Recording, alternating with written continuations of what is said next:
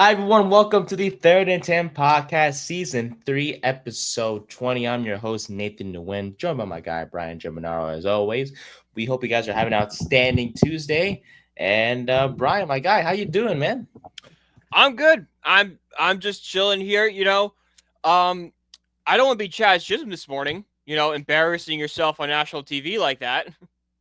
3 homers. hmm And look, at least I know he was the last guy chosen, and I'm sure But other here's guys the, were considered, but everybody knew. Everyone who wasn't a Yankee fan knew that was a bad choice to begin with.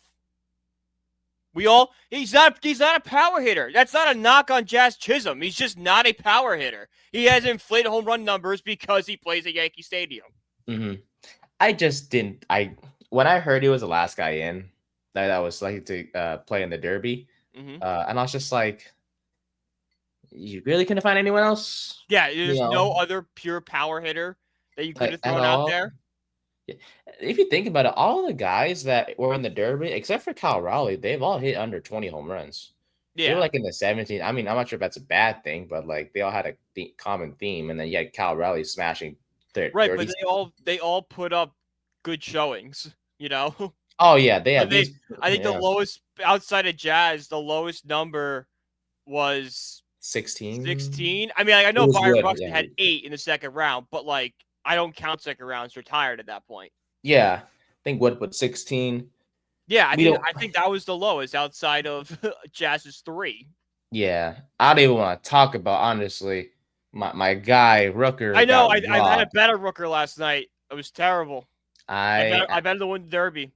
I did as well. I had him to finish. Is it this hurt? I had him to finish in the top 4, so basically to move on. Ooh, And of course, we you yeah. missed by not even an inch.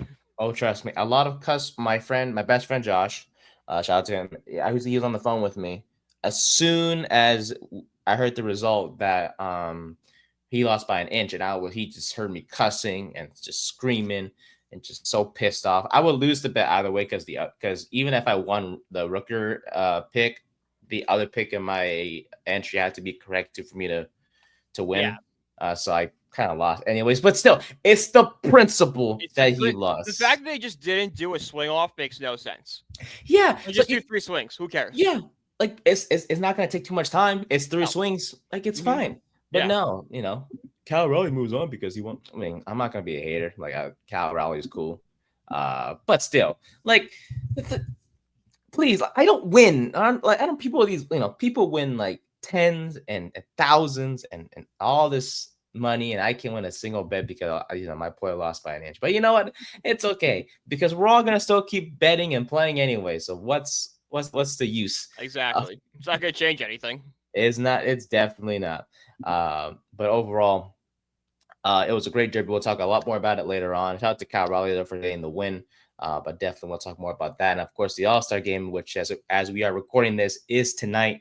So we're looking forward to talk about that a little bit as these starting lineups were released. I believe yesterday. Yeah, Yes, they released yesterday at the media conference. yes, sir. And we have a Met in there. So looking forward to talking about that later on in the show. We'll also discuss the Mets in their first half. And Brian will also discuss his expectations for the second half and also some trade candidates that the team should target before the deadline comes and goes. But first off, we have some NFL news to discuss from Jauan Jennings to Garrett Wilson to a couple of our guys getting shouted out by some of the media that exists in the sports world.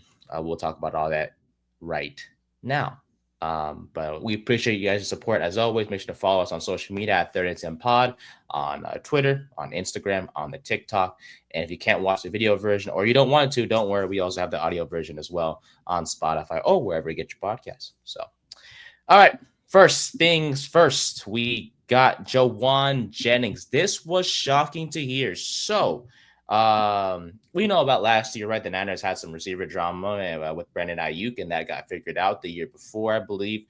It was Debo Samuel. Well, this year they have a different candidate. It is Jauan Jennings, who is in the final year of a 2-year, $15.39 million deal, and he reportedly wants a new contract. And if he doesn't get one, he says, "All right, get me out of here."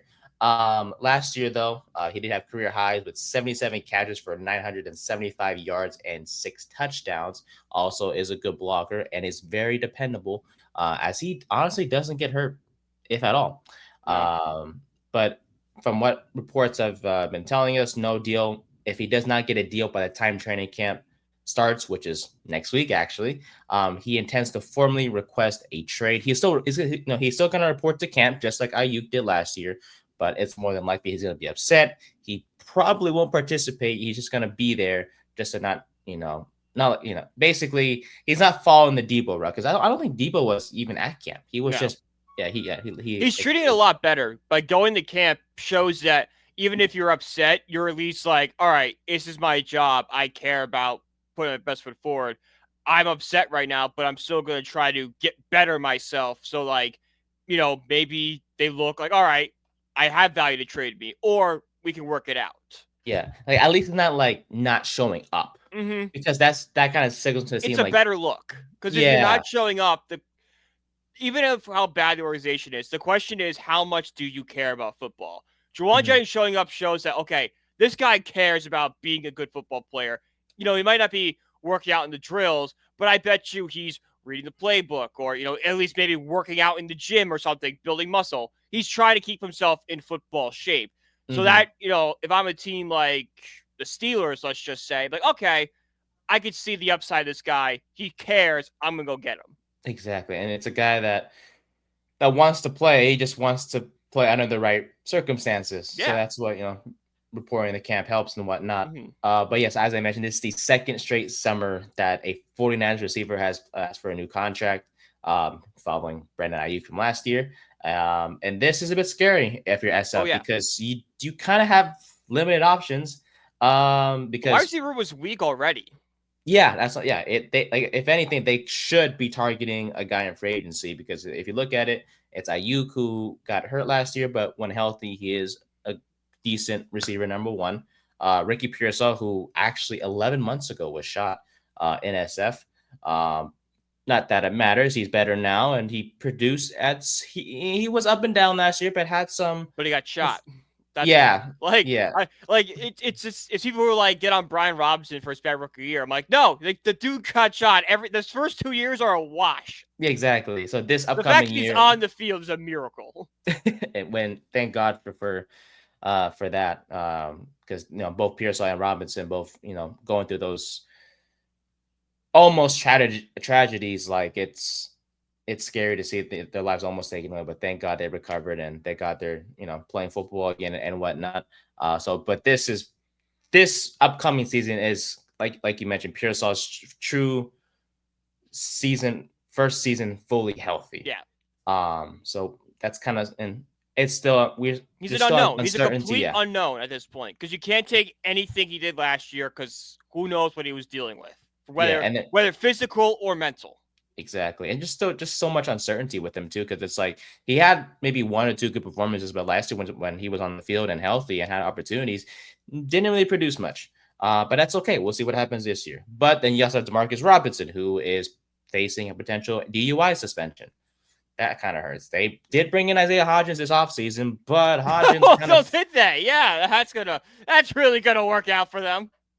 He is the 11th guy. How do I say this? He is the fourth string, actually, receiver number 2, from what ESPN says. So not sure how much. Yes, I get what you're saying. Yeah, he's under wide receiver 2, but like the fourth guy on the fourth list. Section. Yeah, yes. He's like, that's otherwise known as a cut candidate. That's what those people are. Yes, they are. Maybe we'll bring him back. Who knows? And then there's rookie Jordan Watkins, the 5th round pick from Ole Miss that they drafted. So if he, I think it's safe to say that you should pay him.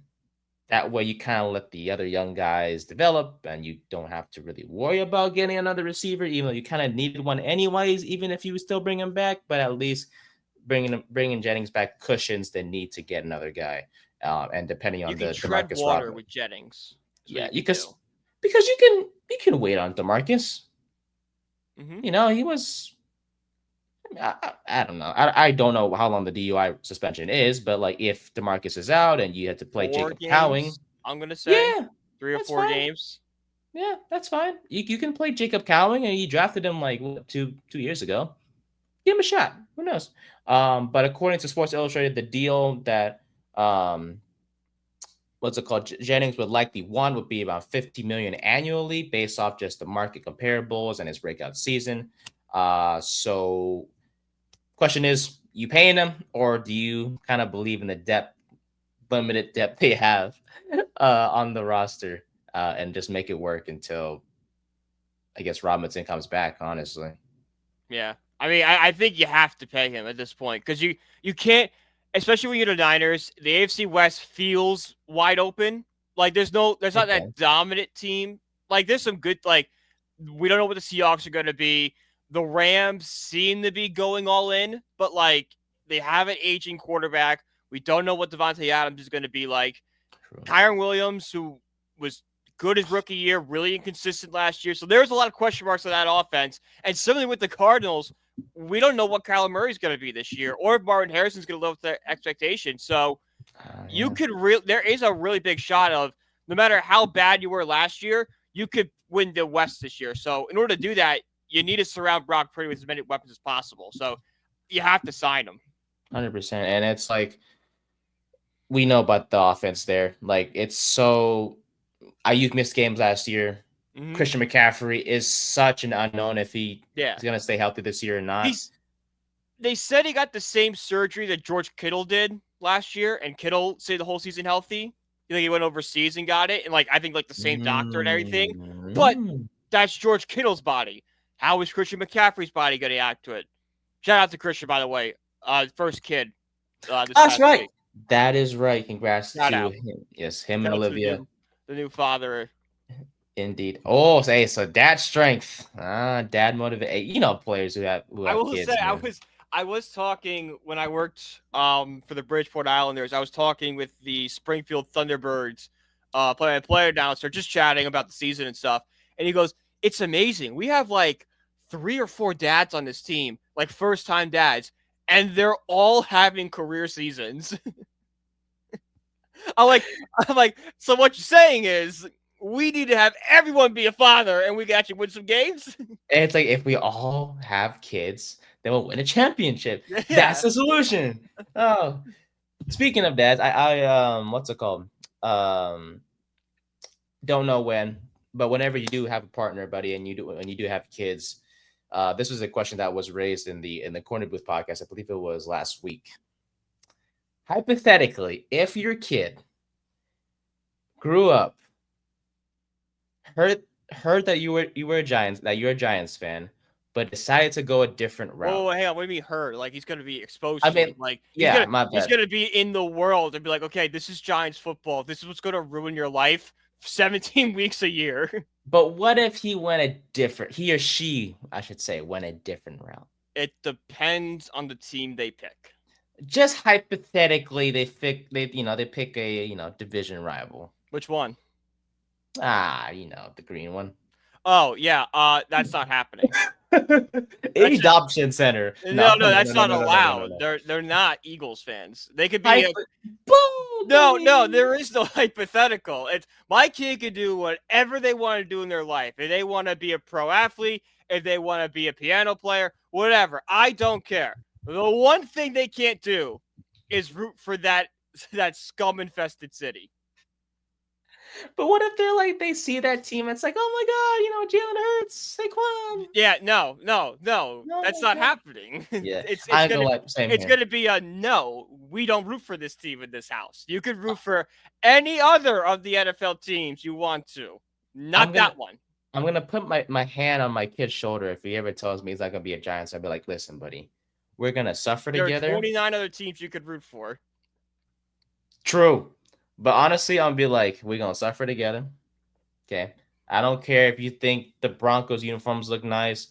Oh, by the way, the Bucks ones, the throwbacks that came out, the creamsicle ones are fantastic. But I'll put my hand on that kid's shoulder and be like, hey kid, listen. Giants football bleeds in our family. Well, whoever me and my next partner is gonna be. But like, listen, Giants football bleeds in this family. We bleed blue in this family, I should say. Gonna be a Giants fan. I don't care what's gonna take, but we're gonna get you a Malik Neighbors jersey. We're gonna go to some Giants You're games here writing, and you're there. saying at least like this is a very prominent event. Like you're listing players that like this is gonna happen in the next 2 years. Man, I'm just saying, hey, Malik's gonna be about their team for a long time. I'm just saying. I know, like Yeah. you said, Saquon Barkley, Jalen Hurts. So like these guys might not be here when I have kids. That's true, huh? That's true. Well, yeah, because Saquon. Oh yeah, the Saquon thing, because he might. Saquon's gonna retire in 3 years. Yeah, he might do that. So now we Exactly. have a kid in 3 years. We got big problems. Hey, I'm saying, buddy. Hey, if you find someone, hey, I'm just saying, people meet each other within a year and they get pregnant. It's just how it works. Yeah, that's how love works in mysterious ways. That's what they always say. But yeah, that's one of the fun questions I wanted to bring up. Is there any sport where you'll tolerate your kid becoming a fan? Like Basketball. Rivals. Yeah, because like, what if your kid is like a Nets fan? You gonna care. Like I like the Knicks, but like it doesn't hit the soul deep. No, it's Mets, Giants, Rangers, Notre Dame, and then like Knicks. Ah, okay. Yeah. Oh, yeah. If your kid becomes if your kid picks the Yankees as his favorite baseball team, like again, they're not. They're not going to. But hypothetically, how would no, you react? there's no hypothetical. Okay. They're not. There's a whole list. All right. If my kid goes, I don't want to be Mets fan, I'm like, all right, slide him a list. You see the teams on this list? You can't pick these teams. Any other team is okay. These ones are no. Cowboys. You okay with that? Nope. Commanders? Commanders I'm fine with. They can be Commanders fan. Yeah, because we always beat the Commanders. We always beat the Commanders. There's no other NFL team has beaten another NFL team than the Giants that have beaten the Giants have beaten the Commanders 107 times. That's the most any team has beaten another team in NFL history.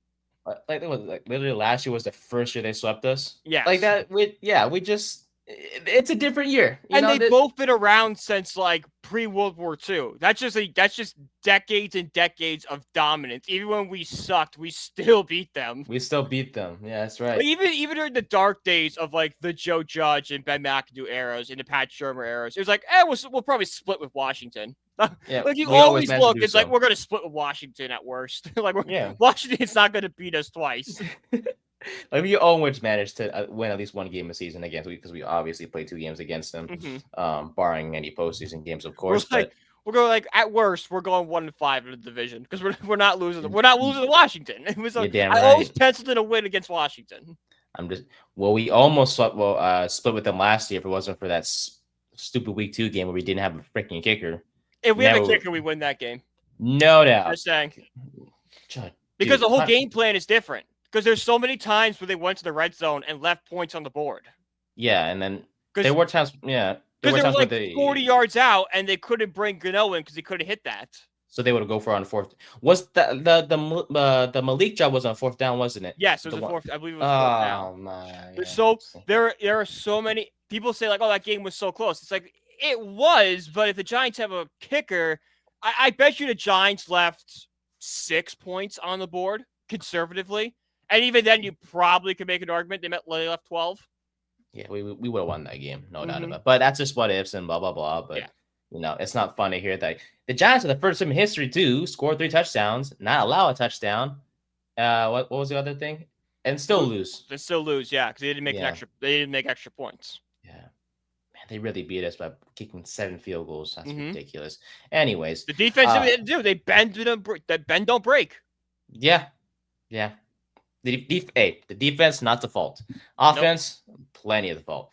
No, it's not even the offense. It's the kicking fault, and it's. Well, I mean, I put some. How can you blame the offense? They put you in field goal range to get points, and if you don't have a kicker, but you could have converted on on the 2-point conversion at least once. Right, twice. But you should be kicking PATs there. I know. Like, you always do 2-point conversions when you are down in a game and need the extra points, or if you missed the PAT earlier in the game and you need to you're not supposed to do 2-point conversions every single time you score a touchdown.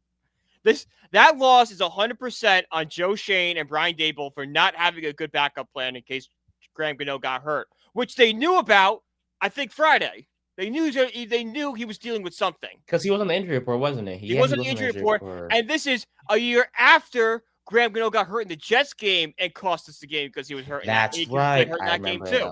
So did you not learn for what happened just a year earlier? Like we defend Brian Daboll and Joe Shane on this show a lot. If you want to blame them for something, it's that. That is horrific game roster management and game planning on their part. And this is why we don't like Graham Gano like we used to. And he is. I respect him for wanting to play, but it's so obvious you can't play hurt. Like some guys can do it. Matthew Tkachuk can do it. You saw him in the playoffs. He was playing with an abductor that was ripped off the bone. I don't know what that means, but it sounds very serious. I will say I like Gano. I do. I thank him for what he did for us. No, I don't. In 22. In 22. 2018. Oh, I know exactly what you're talking about. What was that Carolina game where when everyone thought it was 4th and 1 and they somehow magically got a first down? That one I remember. Oh, that's faint. That's a faint memory. And I remember I was in my buddy's house watching it, and they were all Eagles fans, by the way. And I remember just sitting there, I'm like, I'm in hell right now. All right, I'm in literal hell. The refs are screwing us over. Graham Gano just kicked a 61-yard field goal. They got the stupid Eagles theme song going on right now, getting hyped up for their game. I'm too young to drink a beer. This sucks. It's like, what else am I supposed to turn to when I'm under? I'm like, is a meteor going to hit me? Because that would just be the icing on the cake for this whole 10 minutes. We have fallen victim. Before we move on to the next topic, we have fallen victim to so many game-winning kicks. Gano, Jake Elliott haunts my dreams forever. His rookie season, you're telling me this guy hits a 60-something yarder? Like, you gotta be kidding me. Jake Elliott has hit at least 3 game-winning field goals against us. At least 3. Yeah. Hey, I know we. There was one time in Madden, I just signed him and just had him on the roster as a backup kicker. I'm like, he can't hurt me if he's not on the field. Just forced to play and misses field goals for us. No. I had a kicker, and then he was the backup kicker. I had 2 kickers on the roster. Yeah, but what if he can't hurt me if he's sitting there. But what if your first kicker gets hurt? And it's like, now you put Elliott in, and it's the kicker didn't get hurt. Oh, thank God he didn't. But hypothetically, if he did, the punter was going in. Oh wow, we're taking it that. Okay, we're going that extreme. All right then. Jake Elliott was signed, so he couldn't hurt me. That is clear. But for San Francisco, the issue is, the solution kind of looks unclear at this point in time. But we'll see what happens when Jennings reports to camp next week for the 49ers, and we'll see if they decide to bring him back or they trade him away. I was going to ask you if there's a team that off the bat could use him, and you did mention Pittsburgh. Another team, honestly, for me, could be the Jets, who could use Jauan Jennings as well. Yeah, give him someone next to Wilson. Yes, who is a great transition, or is a great transition, I should say, to our next topic, which is this Garrett Wilson, actually, who signed an extension with the Jets, a 4-year, $130 million deal. Will keep him with the Jets through the 2030 season. The extension includes $90 million guaranteed, with the additional structure including a $13.75 million signing bonus.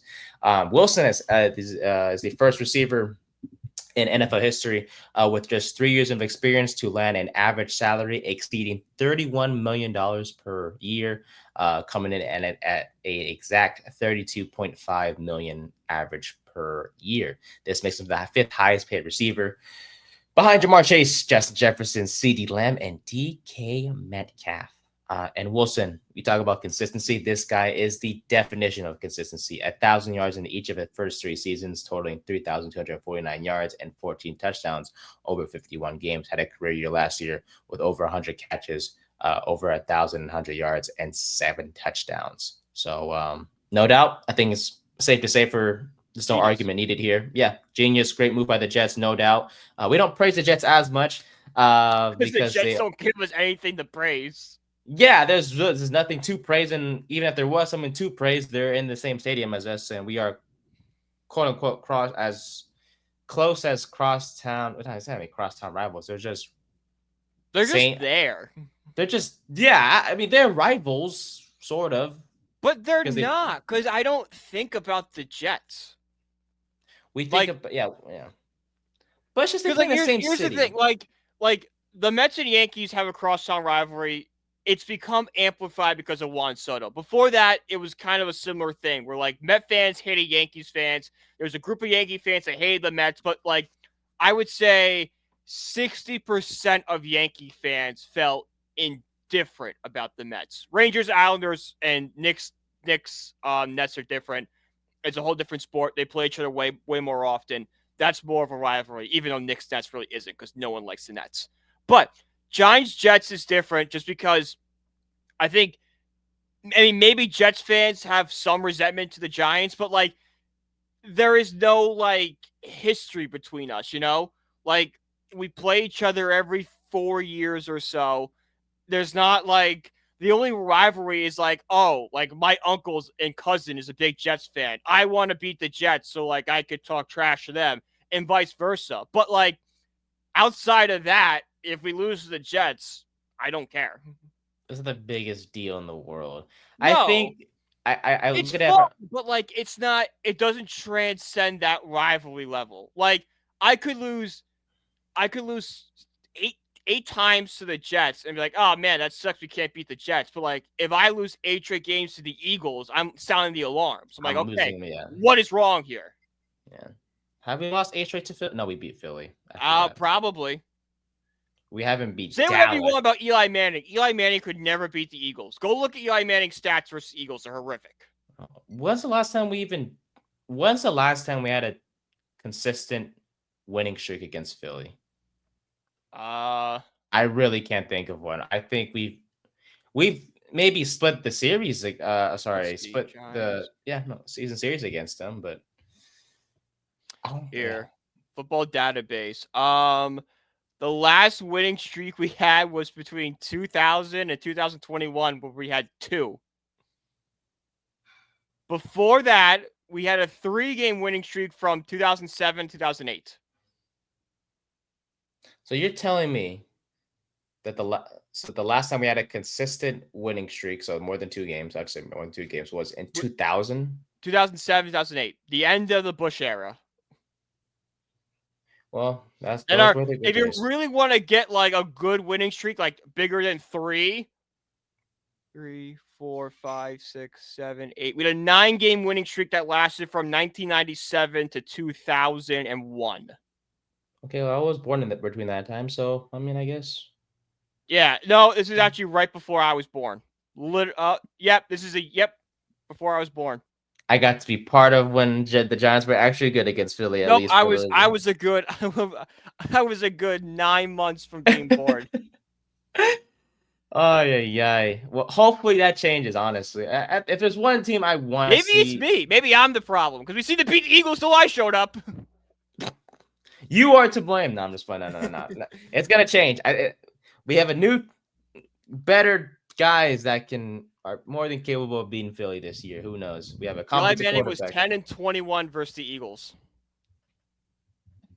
Oh, great. No. What's Russell Wilson's record against the Eagles? That's the real question. Because if his record's good, that would just give me more belief. He is Russell Wilson is 5-1 against the Eagles in the 6 games he's played them. He will be the solution. And his first loss came this past year. Yeah, that really took the wins out of our sails on that one. He's still 5-1. That's right. Still 5-1, yeah. I'll take it. But no, shout out to Garrett Wilson, man. Heck of a deal. Great move by the Jets. I like how, because honestly, if you think about it, right, the GM, I forgot his name, but the GM and head coach, which is Aaron Glenn, who used to be with Detroit, as we all know. They had the opportunity to just blow things up and just make the roster their roster, but which like, no, they really could have, and no one would have blamed them for. No doubt. But they're like, no, we want to just bring back the homegrown guys that are key to this franchise and have made contributions that will hopefully lead to success in the future. And one of those guys is Garrett Wilson, who even when Devontae Adams was here, he was still productive. He's still even with a bad relationship with Aaron Rodgers, he still got 1,000 yards. Yeah, like let's not overstate that.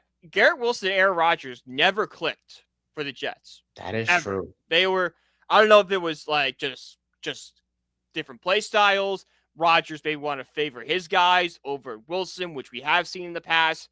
But even with Garrett Wilson was the third wide receiver option in that offense, even though he's way better than that just because Rodgers is mined, he still put up 1,000 yards.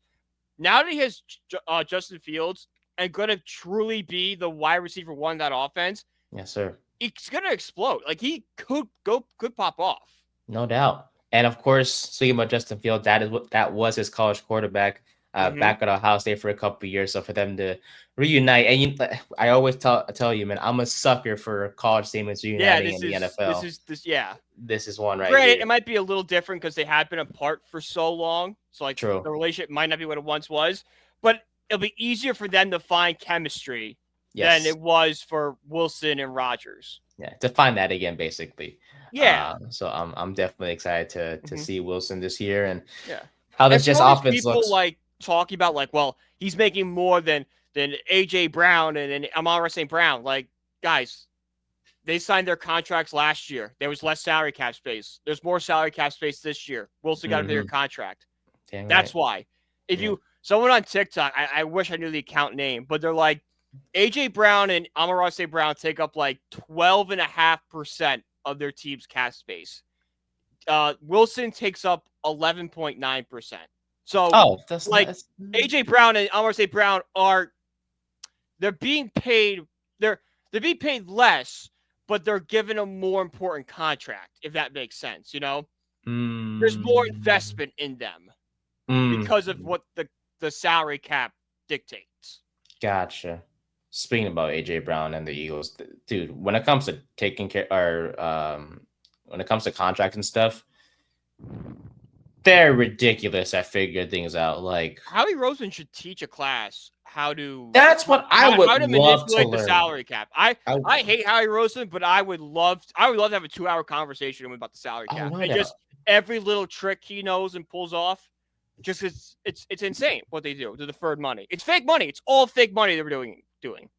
I would just love to learn like how he does it, like what goes into it, or like how he, like why. I mean, obviously we know why he pays guys, a year or two earlier than you would need to, but just why, just to kind of get more in depth about it. But there's a great video by Brent Kaufman. I don't know if you know him on YouTube.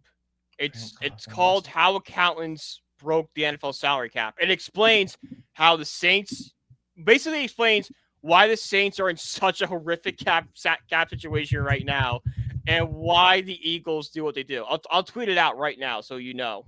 I appreciate that. Yeah, I'll look into that for sure after the because it was. I watched it. I'm like, man, like that was good. I learned a lot from that. I bet. I definitely will look into it, of course, and all those things. But another receiver locked up, another good key receiver for a team in Garrett Wilson, and the Jets are reaching an extension, and he's going to be there for quite some time. So shout out to the former Ohio State product who looks to have another productive season, and a 1,000-yard season to be exact as well. And hopefully we'll see what the Jets can do this season with the new offense they have and a new quarterback under center with Justin Fields. So, all righty, we advance. One more NFL headline before we get to the MLB. Two of our guys making headlines recently, being highlighted, I should say, as well. We'll start with Tyrone Tracy Jr., the 5th-round pick last year, who honestly, to this day, it still shocks me how good he was for us last year. Was named to Bucky Brooks's all breakout team, which highlights standout second and third-year players expected to take a significant leap this upcoming season. And Tracy is one of those guys that he chose. For those of you who may have forgotten, Tracy did rush for over 800 yards last year as a rookie. Now, granted, he didn't start the year as RB1 because it was Devin Singletary. Still hate it, but I digress. And Brooks did emphasize that he could easily exceed over 1,200 rushing yards in 25. This is due to a couple of things, whether it's improvements in the passing game, creating more of a light box, and just the weapons that the Giants have around in this offense, whether it's Neighbors or Slayton or Robinson, just opens up opportunities for Tracy to be productive this year, whether it's through rushing or it's through the receiving game, as he is expected to be targeted on swing screens, option routes, and short passes and things like that. So to keep it simple, he sees him as a dual threat running back who will be productive this upcoming season. Thoughts on that? No, yeah. I don't know. I think Tracy's in for a big year. I just warned people about his touchdown numbers. I don't think they're going to be high. I think Cam Scatterboo is going to be the red zone back. If you watch the Belly Up Fantasy Show, I have reiterated this 1,000 times over and over again. You can draft Tyrone Tracy, and I'm high on Tyrone Tracy, but beware, those touchdown numbers are not going to be there. Yeah, it's especially, like you mentioned, 3rd and goal, 1 yard line. Tracy's not. Yeah, Tracy's like back there. Yeah, because he just ramming through, and then he. But putting the guy to hit telephone poles for fun, that's the guy they're gonna put back. That's the guy I'd rather prefer than Tracy. And there's no knock against Tracy. It's just not his skill set to just. He's not a goal line back. He didn't run into telephone poles for fun. That's the guy. That's a psycho. That's a crazy person. And you know what? That's the guy I want to get the ball to on 3rd and short. No doubt about it. Salt and pepper, man. It's been a while since we had a okay, on paper it looks like an outstanding Bradshaw Jacobs duo. was the last one. Yeah, that's true. So I'm just saying, on paper it looks like one of the best 1-2 running back duos in the NFL. Well, we did have Shane Vereen and Jauan Jennings. Oh, I remember those days. Vereen was like literally the definition of only pass catching back. He was like Austin Eckler before Austin Eckler popped off. Dude. And Vereen was good. Like, he just caught. I miss those days. And Jennings, I miss Jennings was great up until that playoff game where like he just could not do anything. He was getting stuff at the line. He was getting stuff at the line, and it's like throw like Paul Perkins out there. It's like, dude, this is not working. I used to love Paul Perkins. I love the idea of Paul Perkins. There you go. Terrible. I remember in high school, I think we drafted him, during my senior year of high school. Yeah, we drafted him. No, it was before that. We drafted him. It was either my freshman or sophomore year we drafted him. 16 or 17? Yeah.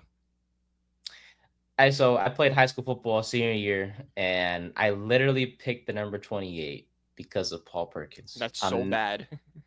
And granted, it's somebody else. At the end of the day, it made sense. We were both 3rd string running backs. Okay, 4th string, but I digress. Who came in when players were injured? I came in, yeah. See. All right, it makes sense. See, I picked the right number. Maybe if I picked 23, 23 was taken, but hypothetically, if I took 23, maybe I would have been a starter for my high school team. Who knows? Because Jauan Jennings was a starter. But anyways, I digress. The full all breakout team is as follows: Michael Penix, Tyrone Tracy, Keon Coleman, Rome Dunze. This is the Penix at quarterback. I know, huh? That's a little crazy. I would think like I don't know, Caleb Williams. I mean, Daniels and Bo Nix already broke out, so you can't really do them. I would pick Williams or Drake May before I pick Michael Penix. And I love Michael Penix last year. I agree with you, but hey, I guess that's who he sees taking a significant leap more than May or what. Maybe he just wanted to be different, you know? But like Williams and May are in a much better offensive situation than Michael Penix is. Yes. Well, New England is TBD. Okay. Williams is in a better offensive situation than Penix is. Well, they redid the offensive line. They have multiple pass catchers. They have a good tight end. They have Ben Johnson, who's like the offensive guru of the week. True. It's all that and they had DeAndre Swift, who put up very, very similar numbers that he did in Philly in a very inconsistent Bears offense last year. The Bears have all the makings of a great offense this season. True. But you could make the argument. I mean, I don't know. Bijan, Drake London at running back and receiver, respectively. Kyle Pitts. No, we're not doing Kyle Pitts. Kyle Pitts sucks, okay? No Kyle Pitts. No more. We've been doing Kyle Pitts' breakout for 4 years now. Eventually, it's just the player sucks. But this has to be the year, right? We said that last year. No, but like seriously, this has to work at least once. Like, see, but here's the problem. We've been saying this has to be the year. I know, but like, there's no way a tight end that's chosen in the first round as high as he was, for him to be drafted as high as he was and not be good. You know, like, yes, it has to click. It's very possible. There's some very, very bust. You know what? I believe this is the year. I mean it this time though. This is when we make our predictions for each team, starting on Thursday, actually, with our division previews. My prediction is Kyle Pitts gets traded. Oh. Hey, but see, I never said that he's gonna succeed on the Falcons. I'm just saying he will succeed this. Oh, now you're just backtracking. No, I never said it was. Yes, Kyle Pitts sucks. I believe in him this year. I will be drafting him in fantasy, so all y'all, I'm just letting y'all know right now. Have fun with that black hole on your roster. It's gonna be a fun fantasy season. I'm not sure how we're gonna do it this year with our show, but we'll definitely get a league going this year, like we did last year, make it more competitive and more just more fun. But anyways, but yeah, so it's Penix, Tracy, Coleman, Odunze, Xavier Worthy from the Jets, Chiefs, sorry, tight end Brenton Strange from the Jacksonville Jaguars, and then the offensive line, J.C. Latham, Troy Fautanu, Jordan Morgan, the guard from the Packers, Christian Mahogany, the guard from the Lions. Oh, he was the guy that Giants were targeting in last year's draft, or who we wanted to target as fans from last year's draft. And then Zach Frazier, the center for the Pittsburgh Steelers, rounds out the offensive line for the all breakout team. Speaking of linemen, though, Andrew Thomas was also highlighted recently by the media. He was named as one of the top 10 guys in terms of offensive tackles, coming in literally at number 10. He was 8th last year. One NFL executive had him as the best tackle in the league in general, but others kind of had him like in various spots and whatnot. So, look, it's no secret. We talked about it last episode, I believe. Thomas is he's a great left tackle. We as long as he's healthy, we just put him out there. We have the blind side, nothing to worry about. Whether it's pass blocking, run blocking, he's just known for just taking care of the opposing team's best edge rusher. Now, he only played 6 games last year, of course, with the Les Franck injury, but he still earned the recognition because of his game and his skill set and whatnot. But literally, the only thing that I want from Thomas, just for the love of God, please stay on the field. Because if you're not on that field for us, our offensive line is going to suck again.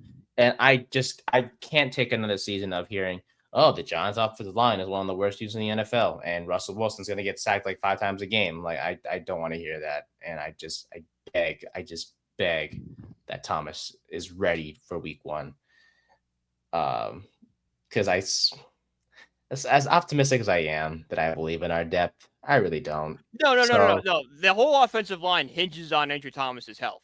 That goes without saying. But whether you believe in guys like JMS or Evan Neal at guard, like we do, if Andrew Thomas is not protecting whoever is under center's blind side, the Giants are in major trouble. If we have to insert Neal at left tackle to start 2025, just not watch. At that point, put Jameis out there.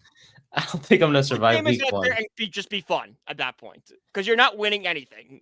I want to survive. I don't want to cry about my team until like week 8. That is the earliest. I want to get to Thanksgiving being happy about my team. I don't want to think about the NFL draft till Thanksgiving. Yes. That is the best way to put it. We can talk about on this show and stuff, but like I don't want us on November 11th to be talking about, here are 5 players the Giants should target with, their top 5 pick again. All right. I'm tired of doing that. All right. I want to talk about the guys we have on the roster. Ever since we started this podcast together, my friend, we have never been able to just fully enjoy a successful Giants season. Because even after, I think, they won the first Sunday we started this show against Washington. Great time. I know. Enough. I think that's Darren Waller's only touchdown as a Giant was in that game. Yes, that is correct. I think Tyrone threw it to him, right? Mm-hmm. Was it like a little out route in the end zone? Yeah, just a streak up the middle. Streak up the middle? Okay, yeah. Easy, yeah. So, yeah, they had that. And then I think the very next week was the Raiders game where Daniel Jones blew his knee out. Yep, and then that's when everything just... And then it just spiraled. It went kaput, and we were never happy since. But you know what? It's okay. This season will be hopefully a lot different. And shout out to Tracy and Thomas for getting the recognition they deserve. We hope to see them have success, of course, this season. And like I mentioned earlier, rookies did report to camp today. So please, especially for our team, I obviously hope video of Dart on the boat. Oh, that's our guy. That okay. What am I gonna say? It still feels weird. Brian Dable saw that and was like, he kind of felt a little excitement down in that spot, if you know what I mean. But no, in all seriousness, I'm looking forward to seeing Dart. Honestly, when the Giants deem him ready and he starts his first game from New York, it's gonna be so fun. I'm telling you, week 15. Hey, if things are out of reach, I would have. You give him the 2 weeks. I know people are saying you start the Monday night game, then you give him the bye to calm down on. But do you really want to throw him out there in a prime time Monday night game the entire country's watching? I much rather than play the 1 o'clock game where it's just the game red zone forgets about. And to add on to that, give him 2 weeks to prepare for that game at the bouncing. So yeah, but it was funny because when he threw the ball to the guy on the boat, the guy dropped it there, and someone was like, "Oh, he's just prepping him for when he throws to Darius Slayton." And I'm just like, "Oh boy." Hey, to be fair, I think the guy dropped it and flipped off the boat. Yeah, true, but he still dropped it, so it's like, yeah. So I'm just thinking to myself, and I think Slayton did reduce his drop numbers last year, but but he's never going to live that down because he dropped that big drop in the playoff game. He's always going to be the guy that drops balls. Yes. Well, yeah, because he is so lucky Kirk Cousins made the worst decision of all time, throw a check down on 4th and 8. To Hawkinson and tackled by Xavier McKinney, who's no longer on the team no more, but that's okay. We get 2 better safeties now. Yeah, dang right. Newpin and Javon Holland. Whew, I'm hyped. But yeah, that's the Giants talk. That's our NFL talk for today. A lot more stuff coming on Thursday as we start our division previews. AFC East, you're up first, and we'll talk about them on Thursdays. But baseball, even with the All-Star break in progress, still fun things going on. Whether it's the Home Run Derby or the All-Star game itself, the Derby was yesterday, and it was a fun one. Kyle Raleigh, big dumper, still one of the best nicknames in baseball. Did you hear Arado Perez not a lot of people caught this. Did you hear what Arado Perez was insinuating about Kyle Raleigh's mother? Oh, God. He goes, if you're listening, he goes, I got a question. Kyle Raleigh's got a big dumper. His brother's got it. His dad doesn't got it. Where'd he get it from? I'm like, oh, no. Whoa, bro. There's no way you are saying that right now, bro. That's a crazy thing to say about someone's mom. And this is why ESPN is more than likely going to lose their MLB rights. They've already lost it. It's gone. They're not getting it back. They're in conversations to get it back. They're not getting it back. Well, there's no one else going to take it. Rob Manfred, NBC. NBC will want to see baseball so badly. Hey. Sure. I just never seen a game on NBC. I've seen them. Actually, they're not terrible. No, but not the NBC sports for that specific for each city. I'm talking. No, they used to have game on Peacock on Sunday mornings a couple years ago. Oh yeah, before I changed to Roku Sundays. Yep. Yeah, it was Peacock Sundays at first. Which by the way, is disgusting, but it's fine. I don't like it, but they put Gary Cohen on. I'm like, all right, it still feels like I'm watching SNY. So okay, yeah, fair enough. But yeah, Kyle. Not much of y'all hear that, but anyways, Cal Rowley taking on the crown. Sorry, I'm thinking of what you just said about Perez saying that stuff on If I'm at TV. MLB, I'd be okay, ESPN, you can have it back, but we have final say on who and who is not an analyst. We need, because your broadcast team is horrific right now. The guys that are calling games right now. What's the primary guy's name? Ravitch.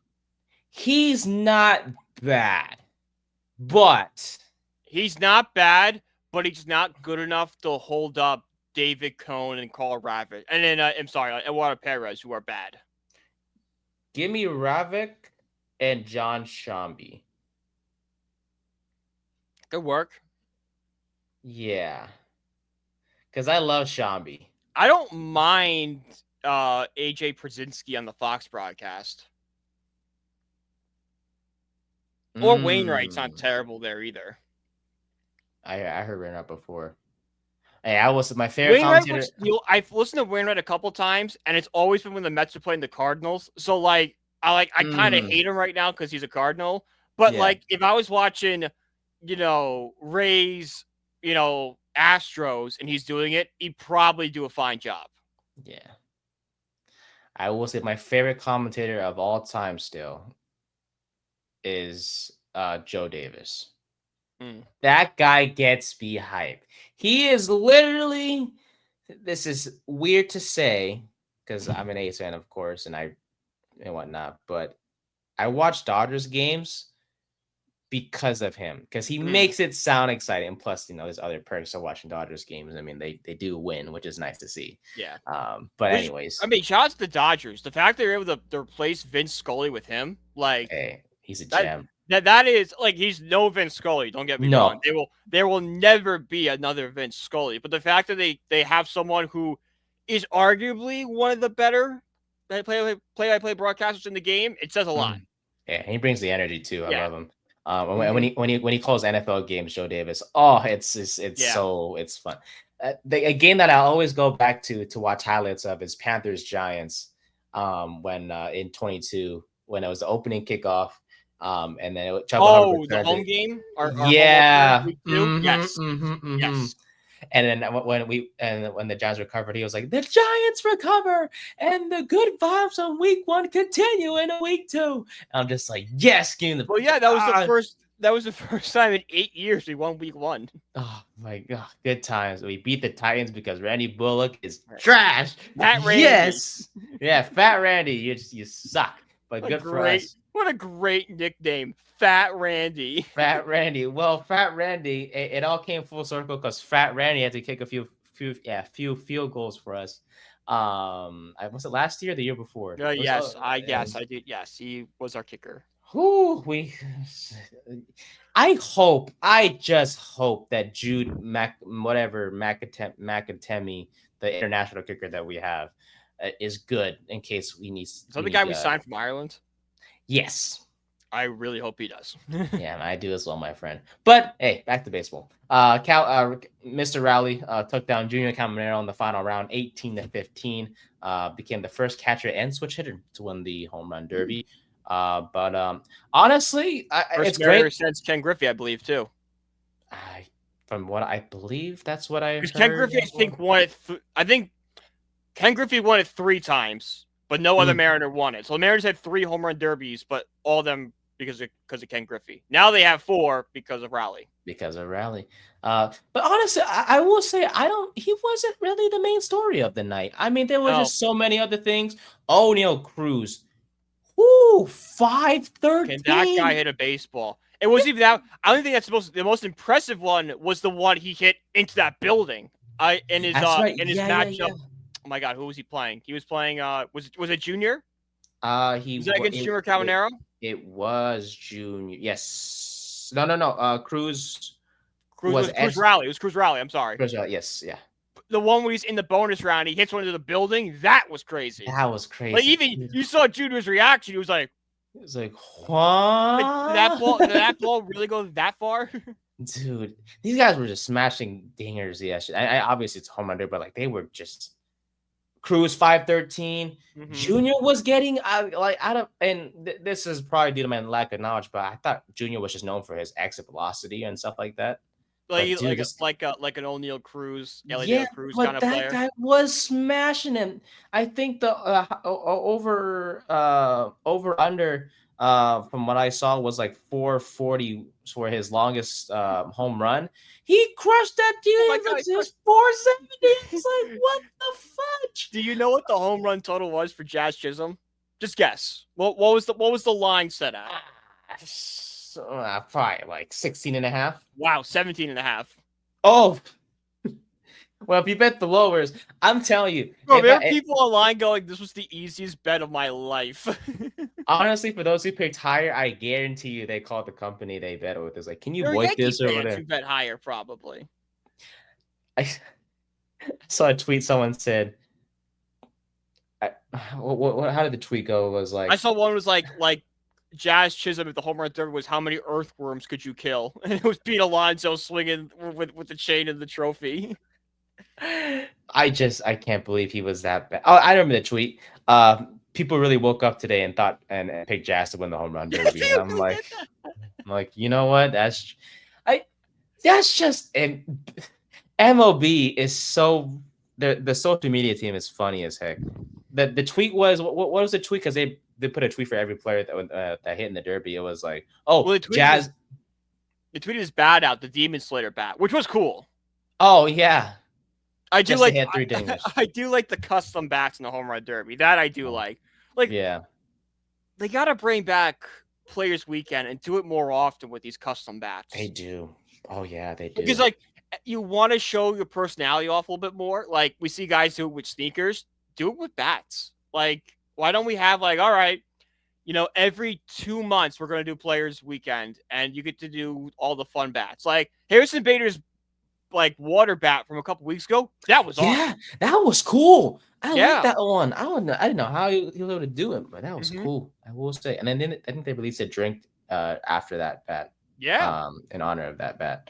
Like, could you imagine like Pete Alonso going to the plate with a polar bear bat? Like, or like an ice bat. Like, Schwarber with like a bat with like a bomb on it. Or the possibilities are endless. I did like Rooker's bat, by the way, my guy. Lost by less than a freaking inch. Pissed me off. The kid. I mean, McAfee's gonna interview that kid, right? That robbed the home run. Like that kid's gonna be on SportsCenter or something. Somebody's gonna grab him. Oh, no doubt. Be like, hey, kid, so how do you feel about robbing a home run? I just want to know what he was thinking because that was hysterical. Me too. As someone who has thought of doing that exact same thing if I was in a situation, I want to know if he planned it. He went up for that thing, dude. He was trying. If I'm a scout, I'm like, so that guy got a contract? He's a guy that I want. I do want to dive into the job a little quickly before we get to our pickle game. But yeah, Cruz 21 home runs. Easy. You good? Yep. All right, cool. Keep going. Wrong pipe. I got you, brother. Cruz 21 home runs. Germinaro 21 home runs. Buxton 20 home runs in the first round. Rowley and Rooker both had 17. And then of course Rowley advanced over Rooker by the tiniest margin. And then second round, Rowley beat Cruz 19-13. Germinaro defeated Buxton 8-7. But then of course we saw in the finale, Rowley took home the Derby chain. But yeah, Cruz 513, longest homer in the Derby that's not Coors Field since StatCast began in 2016. And then Germinaro just honestly shocked me with his 513 feet home run. And he had all 5 of the longest home runs of the night: 513, 498, 492, 488, and 487. Those were the 5 longest home runs. So shout out to Cruz, man. Great performance, even though he didn't win, but a big dumper taking home the big Derby. It was so cool. He had his dad and his brother catching. It was, and then like after all his family was on the field afterwards. Like, oh, that's fun. Yeah, that's fun. It's heartwarming, man, and he's had an outstanding season that we've never seen from a catcher ever. No. So shout out to him, man, for sure. And before we get to your Mets, we want to talk about the starting lineups for today's All-Star game. For the AL, it's Gleyber Torres, Riley Green, Aaron Judge, Cal Raleigh, Flatty, Ryan O'Hearn, Junior Caminero, Javier Baez, Jacob Wilson, and Tarek Schoolball starting on the mound for the AL. As to the NL, Shohei Ohtani, Ronald Acuna Jr., Ketel Marte, Freddie Freeman, Manny Machado, Will Smith, Kyle Tucker, your boy Francisco Lindor, Pete Crow Armstrong, and Paul Skeens takes them out for the second straight year for the National League. No complaints. I'm just excited. I'm excited. How can you really complain with an all-star lineup? Like, no, you can't. Someone has to bat ninth. Like, they just have to. I know. You just have to pick. There is no wrong way to build an all-star lineup. There really isn't. I'm excited. I don't think we talked much about all-star events, but MLB is arguably the best. MLB is the best, and it maybe because it's the oldest, maybe because like it's like the Midsummer Classic, maybe it's like it used to matter for the World Series and stuff, but there always is like more of a fun around it than there is the other ones. Because the Pro Bowl sucks. There's no defense in the NBAs.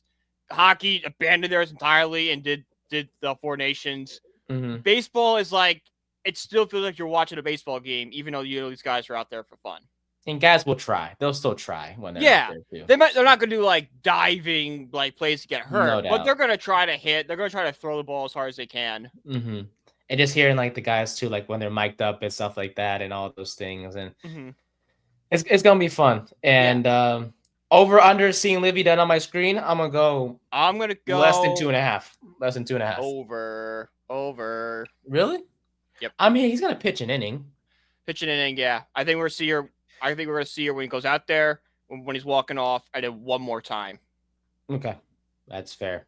I heard she tried to buy. Yes, she got bought out by the condo board.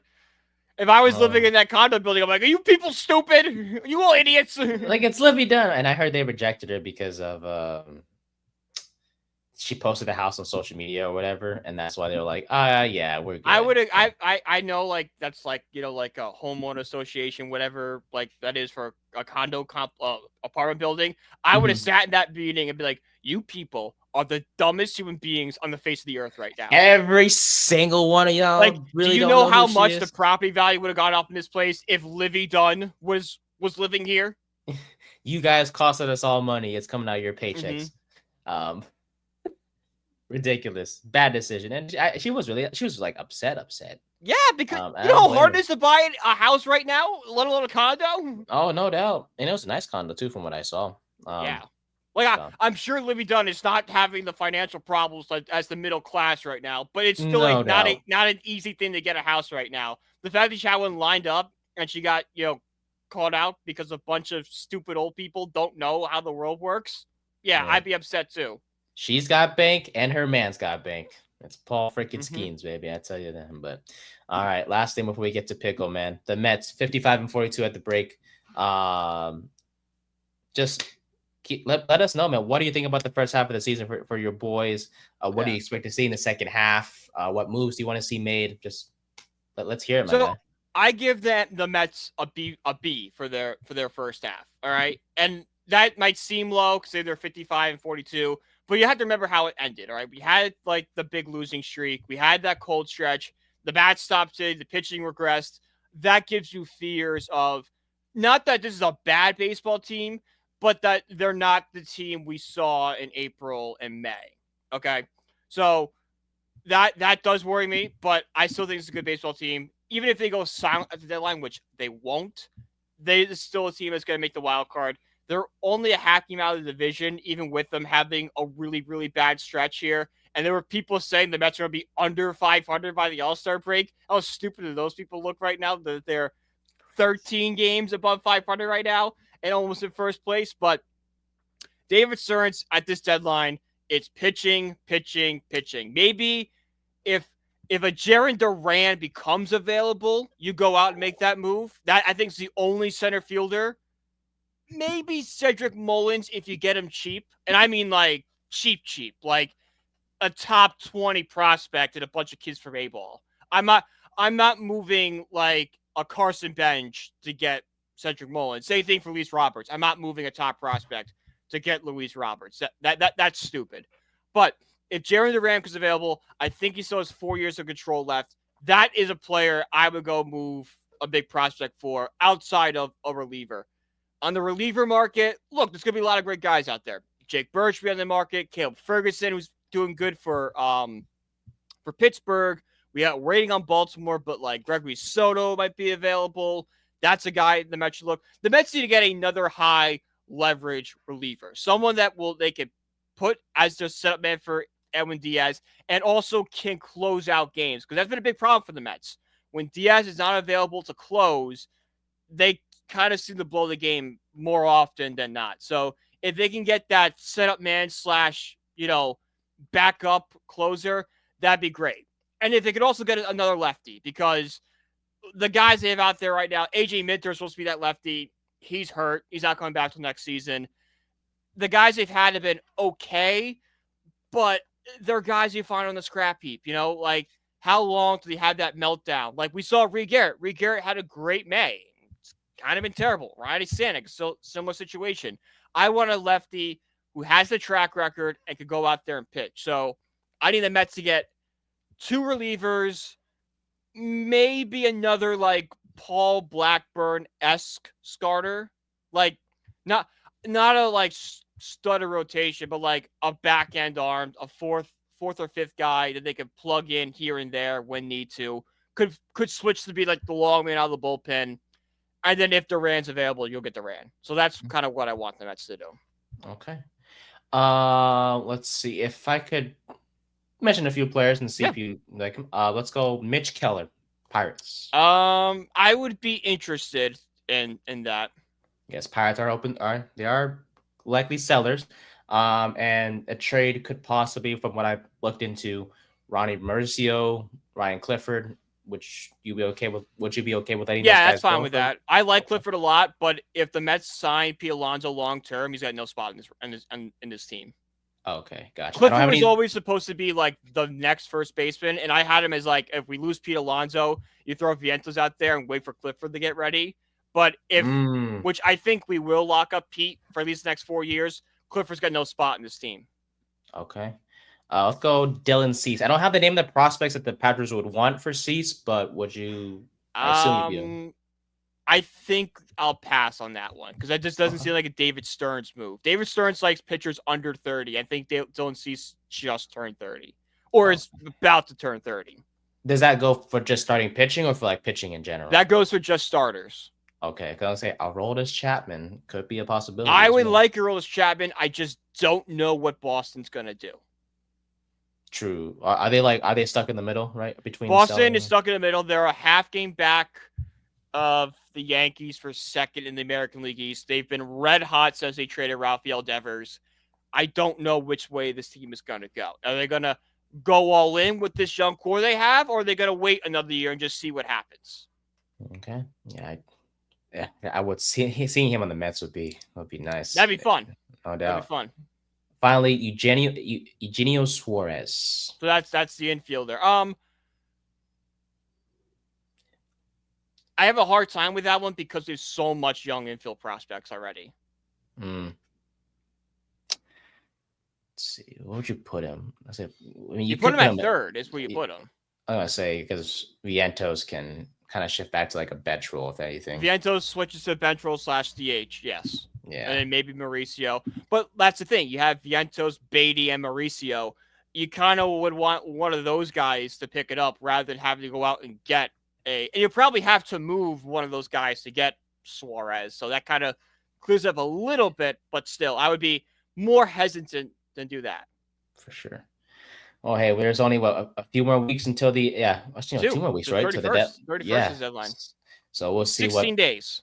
There we go. We'll see what moves are made, not just by the Mets, but by the other teams in Major League Baseball, and we'll see what happens with it. But the Mets, 83% chance as of this time, according to Fangraphs, of making the postseason. And honestly, as long as they continue to do their thing, we'll be talking postseason baseball in October when it comes to the Mets. So looking forward to that when the time comes. But that'll do it for our topics as we shift to Pickle before we wrap things up here. I think we'll start doing the football version of Pickle Weddle, that's what it was. Probably when the season starts again in September. Yep. But yeah, until then, Pickle will be our game. You're up first, my friend. What do we got? Pete. Game Pete Alonso. Game Pete Alonso. You are not staring at the screen right now. I'm not sharing my screen. All right. Well, I'm about to. I just entered his name. I can't see anything. My apologies. There's American righty. American righty. All right. Let's see here. Let's see. Give me American righty. Rooker. Let's go Rooker. No, Rooker's. Oh yeah, he's young actually. He might be young. He might be old. So maybe that's not a good guess. Yes, very good. He might be young or he could be old. Yes, very good. Urias? No, it's not Urias. Dang it! How old is Rooker again? I forget. He's 30, right? Yeah, I figured. Who's a righty? That would have lit up. Oh, hail Aaron Judge. Okay, well, we know it's in the American. This guy's an American League Central or American League West player. Okay. What are we thinking? Give me Zach Neto. Zach Neto, okay. 24. Okay. Central. Shortstop in the Central. Sure. Let's think of him. Bobby Witt. Could be him. He's left. No, he's righty. I think so. And he's 23. True. 25. We can still do it if you want. It's still possible because it's only 1 year. Very nice. Yes, sir. Bobby Witt Jr. He's been great. He's been great. I terrorized us this weekend. Jesus. He's good. He's good, I tell you. But that'll do it for the show today. Season 3, episode 20 is officially in the books. We talked about Jauan Jennings today. We'll see how that situation goes. They should pay him, will they? We'll see. We'll talk about Garrett Wilson, who did get paid, got an extension to stay with the Jets to the 2030 season. Shout out to him. Looking forward to see what he can do this upcoming season. We highlighted a couple of our guys, Tyrone, Tracy, and Andrew Thomas being nominated for their respective awards, for lack of a better term. Tracy being named to the all-breakout team, Thomas being ranked as one of the top 10 tackles in the NFL. We talked about the Home Run Derby, which was a blast to watch, and we wrapped it up with the All-Star game and the Mets and their first half, with Brian discussing who they should get, as well as his expectations for the second half of the season. And yeah, I'll do it. You can follow us on social media, though. You can follow Brian at BrianPG1016. You can follow me at Nathan_124. And you can follow our podcast page at Third and 10 Pod on Twitter, on the Instagram, on the TikTok, and all of those things, and our YouTube channel as well. And you can find me, Brian's article work, as well as all of our other amazing writers and podcasts at BellyUpSports.com. And shout out to our sponsors at SeatGeek. Use the code BellyUpSports for $20 off your first purchase. Restrictions to apply. For Brian, I'm Nate. Thank you guys so much for watching. Catch us back on Thursday for a new episode. AFC East Division preview. 1 of 8 of them that we're going to have for the next 8 weeks every Thursday. Until the season begins.